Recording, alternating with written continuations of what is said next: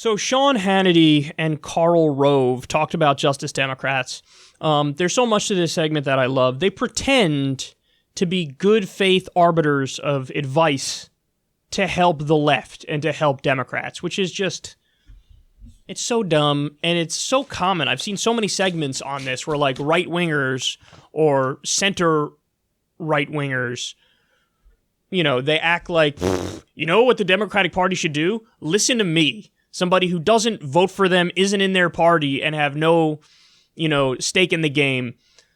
Listen to me. Don't listen to the Democratic base, you know? Listen to us, the people who massively disagree with you.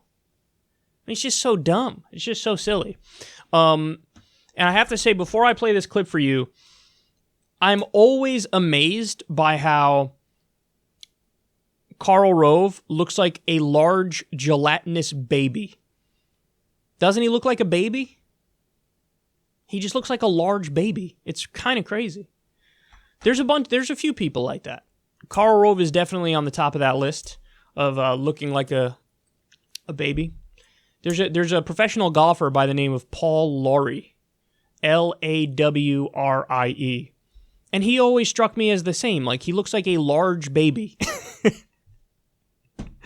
I had to throw that in there, but anyway, I digress. Here we go. Sean Hannity and Karl Rove giving advice as to how Democrats can win. We can add to that, of course, the comparisons to Nazi Germany by Congresswoman Omar, her virulent anti-Semitism, and Congresswoman Ocasio-Cortez using the term in comparison to concentration camps. What does this mean between Wednesday and their love of Mueller and the new Green Deal that seems to have gripped the 2020 presidential candidates of the Democratic side? Well, first of all, Sean, I want to put to bed the ugly rumor that's floating around Washington that the effort to elevate Omar, Tlaib, Presley, and AOC is the result of a secret plot concocted in the underground headquarters of the Republican National Committee and the conservative movement. This is simply not true. Not true. I mean, as helpful as they have been to showing what the new Democratic Party has a chance to turn into, I want to say that this has not been. I've examined it. I've looked deeply. I've read the secret minutes of the secret meetings of the Republican Illuminati, and I find no evidence whatsoever that these four people were elected to office with the help of conservatives and Republicans around the country. They're doing this all on their own. They're helping advance the conservative agenda all on their own. They're helping enthuse and motivate conservatives all on their own. They're helping set up a situation where the president can be reelected in 2020 because they have tainted the Democratic Party as being as far left as they are. They're doing it all on their own. This is their own idea. So you have some calling the country garbage. Then you have a guaranteed destruction of the American economy, no oil, gas, engines, and everything's free. Then you got this unprecedented anti-Semitism. Oh, Israel has hypnotized the world. May Allah awaken people, etc. It's all about the Benjamins. It's all about the Benjamins. All about the Benjamins. And then, of course, the comparisons to Nazi Germany that have been made, both Israel and the U.S. detention centers. So how does this impact 2020 presidential hopefuls? We're paying a lot of attention to these four, and it's tainting the Democratic Party. I mean, okay, there's so much to say about this, but just so we're clear, Sean Hannity and Karl Rove say what they just said about every Democratic politician. They never, ever, ever said, that Nancy Pelosi. Thank you, Nancy, for agreeing with us 50% of the time. You're really rather moderate, and we appreciate that. They never said that. Now, that would be true, because she does oftentimes give the Republicans what they want, or meet them halfway, or in some points agree with them. But they never said that. There was always, far left Nancy Pelosi. That was always what they said. When it came to Obama, when it came to Biden, when it came to Bill Clinton, they still argued, even though it is a matter of historical record and a matter of fact, that Bill Clinton ran as a new Democrat and his strategy was called triangulation, which meant, hey, I'm above the fray, guys. Sometimes I agree with Democrats, sometimes I agree with Republicans. I'm a new kind of Democrat. I'm a centrist. That's what their philosophy is. But the entire time Bill Clinton was president, all Sean Hannity did, all Fox News did, is beat up on him and act like he's far left. So they're one-trick ponies. They don't have actual objective analysis. What they're doing is playing for a team, the team being Republicans, and they're a tribal network. That's all they're doing. So, like, they're not even hitting a bare minimum level of intellectual honesty where they could even tell you what people are, where they could even say, hey, Clinton and Bill Clinton, Hillary Clinton, Barack Obama, these are new Democrats. These are centrists, and we got to call it what it is. We got to give you the facts before we give you our take on it. They never did that. They acted like, all the Democrats ever are far left, and they're helping Republicans. Your analysis is so dumb. It's so mind-numbingly stupid.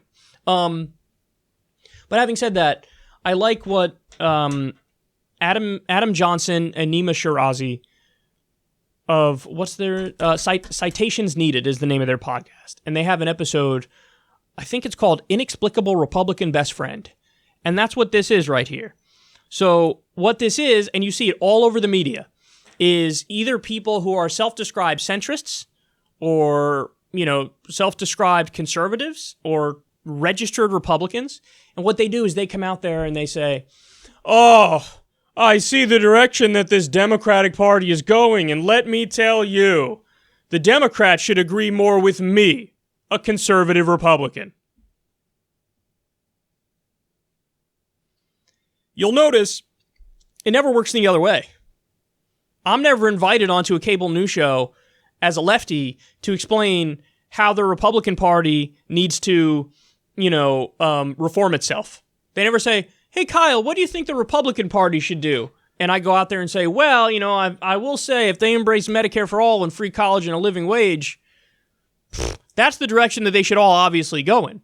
Because that on its face is absurd. Everybody would go, okay, but you're on the left. That's the right-wing party. So why are you trying to control it? Why don't you take action more in the party that philosophically aligns with you more, or at least should right now?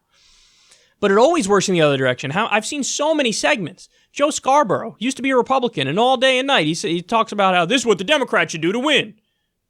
You're a Republican, bro. And just recently he said, oh, forgive me for ever being a Republican. So he's changing, but he's obviously and very clearly a centrist. So yes, people who are former Republicans or current Republicans or conservatives or centrists, by definition, they're going to try to drag the Democratic Party in that direction. That doesn't mean that's what actually sells, which gets to the main point. Look at their arguments here. So they can never give you a comprehensive analysis. Why? Because on the comprehensive analysis, they're dead wrong. So in other words, raising the minimum wage to a living wage. You know what the polls say about how many Americans want to raise the minimum wage? 80% of the American people want to raise the minimum wage. Okay? Raising taxes on the rich. 58% of the American people want to do that. Free college. 58% of the American people want to do that. Legalizing marijuana. Some polls, over 60% of the American people want to do that. Medicare for all. At least in one poll, 70% of the American people want to do that. In one poll, even a plurality of Republicans want to do that. So when you do a comprehensive analysis and you go through the issues, it's crystal clear. The American people, but also the Democratic Party, they need to go left to win. They need to be more populist, more anti-corruption, and represent the people by making us a thriving social democracy.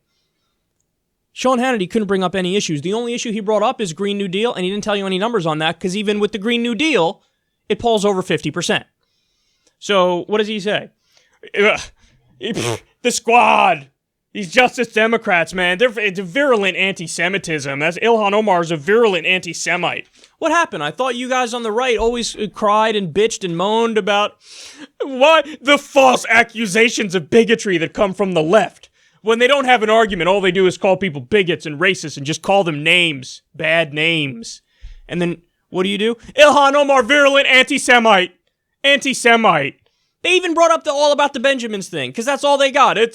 She said it's all about the Benjamins in relation to AIPAC, the Israel lobbying group, giving American politicians money to try to get them to do their bidding. Right, how's that anti-Semitic? No, that's factually true. Saudi Arabia does the same thing. That's right. It's called lobbying. It's called money in politics corrupting it. And you guys are playing dumb on purpose. But all the Green New Deal, bad. They're virulent anti-Semites. I like how he said they called the country garbage. Did you see your boy Donald Trump when he was campaigning and he repeatedly said, we're a third world country, we're doing terrible in this country's so stupid, this country's so wrong. Weird how you didn't take Trump saying very similar things and go, well, he hates America and he should leave. But you do it with the Justice Democrats. I wonder why. And then finally, my two favorite. Because it shows you he's such a rank propagandist, Sean Hannity is. He goes, they want to do the destruction of the U.S. economy. What? Yeah, they want to destroy the U.S. economy. You're going to have to explain that one more. Well, with oil and gas and, so what he's talking about is moving to an economy that's green and renewable technology. And he says that's the destruction of the American economy. I mean, you would hear Sean Hannity back when, FDR was doing the Green New Deal, if he was around back then. He'd be like, FDR wants to destroy this economy. By doing a massive project to try to fix it and improve it and give people jobs? That makes no sense, bro. Obviously, the idea is a Green New Deal is in part like a New Deal. You create hundreds of thousands, if not millions of jobs that are good paying jobs, and we rebuild our infrastructure. His explanation of that, his description is they want to destroy the U.S. economy because eventually we will, get off of oil and gas.